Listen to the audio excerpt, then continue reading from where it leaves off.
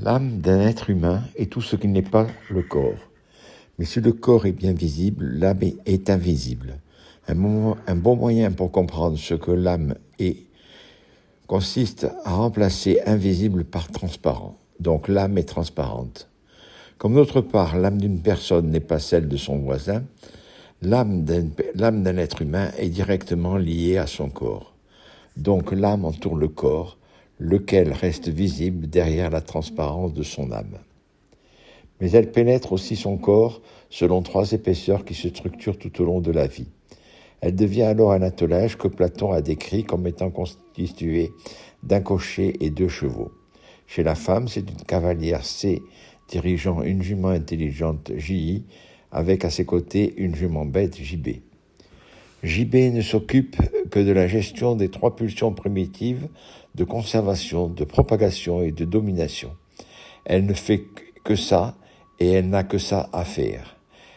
Elle n'est pas accessible à la conscience, c'est d'ailleurs pour cela qu'elle reste bête.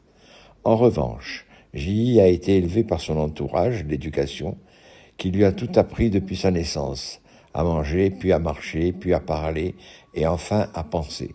C'est pour cela qu'elle est intelligente. Cette organisation de l'âme correspond au conscient, préconscient et inconscient de Freud. Elle est schématisée sur une coupe que le psychiatre Henriet nomme le corps psychique. C'est aussi le corps spirituel de saint Paul. Mais direz-vous, comment peut J.I. peut-elle parler puisque les animaux ne parlent pas? Et vous avez raison.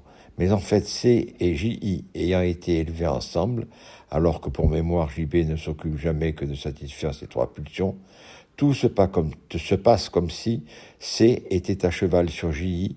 et ne disait que ce que fait J.I. Alors, il convient de prendre conscience de la nécessité pour C de descendre humblement de J.I. afin d'être en mesure de pouvoir mettre le mort aux dents de J.B. qui, dès lors, fera ce que C lui commandera de faire.